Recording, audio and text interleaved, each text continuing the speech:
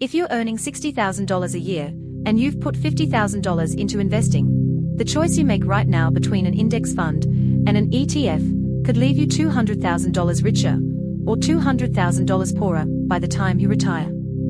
I'm not exaggerating. And it's not because one is inherently a better investment than the other. It's the fees. And fees compound. Let me show you the exact numbers.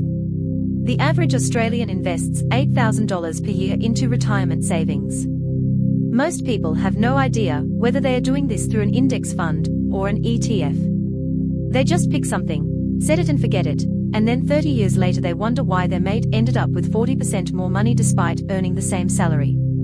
Here's the math that nobody explains clearly. A typical managed index fund in Australia charges 0.35% per year in fees. Vanguard's Australian Shares Index Fund, for example, charges exactly this. You earn 7% on your investment. The fund takes 0.35%. You keep 6.65%. A typical ASX-listed ETF like Vanguard's VAS, the Australian Shares ETF, charges 0.8% per year. You earn 7%. The ETF takes 0.8%. You keep 6.92%. The difference is 0.27% per year. On $50,000, that's $135 per year. Or $11.25 per month. Year 1, not a massive difference. But compound that over 30 years at 7% annual returns, and that 0.27% difference turns into approximately $18,000 to $22,000 in lost wealth just from fees alone. But there's more.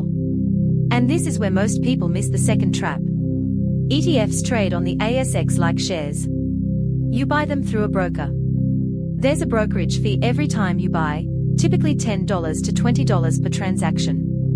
If you're investing $500 per month, you might pay $120 per year just in buying costs with an ETF. An index fund. No brokerage fee. You buy direct from the fund manager. You invest $500 per month. Zero transaction costs. Year 1 the index fund wins by $120 to $240 per year depending on your brokerage provider. But here's where it flips.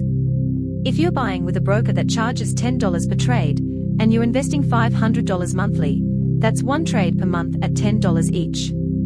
That's $120 per year in costs. If you switch to a broker with lower fees, and several Australian brokers now offer zero-fee ETF trading on certain products, that cost drops to zero. And it stays zero. Meanwhile, the managed index fund's 0.27% fee advantage never changes. It just compounds. Let's actually calculate what happens to $50,000 invested at the start, plus $500 per month added for 30 years. Scenario 1. Index fund.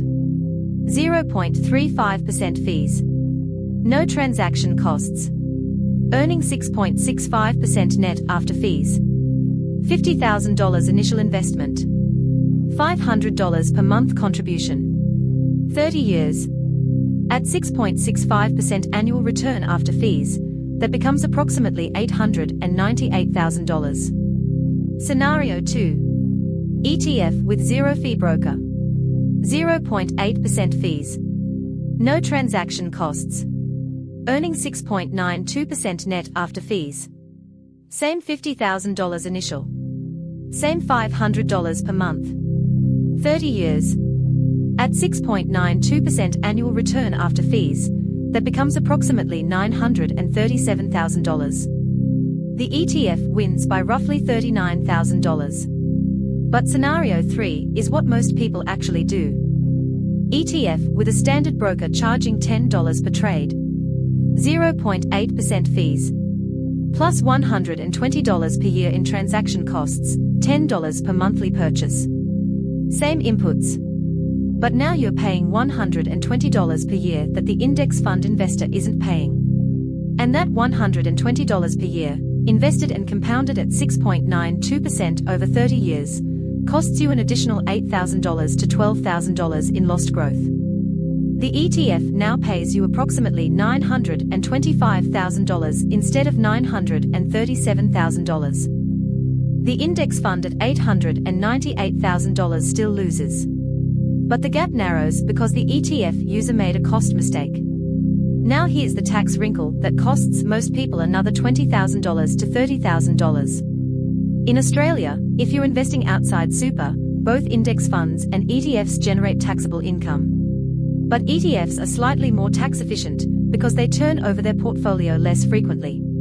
An index fund manager is constantly rebalancing to match the index, which triggers capital gains distributions. An ETF just sits there. Lower turnover. Lower tax bills. If you're in the 37% tax bracket plus Medicare Levi, that extra efficiency might save you $300 to $400 per year in tax. Over 30 years at 7%, that's another $18,000 in avoided tax costs that compounds in your favor. So let's do the final calculation for someone actually paying attention. You start with $50,000. You invest $500 per month for 30 years. Index fund path with 0.35% fees and no transaction costs. Approximately $898,000. ETF path with zero fee broker, 0.8% fees, and tax-efficient structure. Approximately $955,000 to $965,000 depending on tax bracket and fund manager decisions. The difference is $57,000 to $67,000. That is the $200,000 figure we mentioned, but that comes from a slightly larger starting amount or longer time frame. The principle is the same.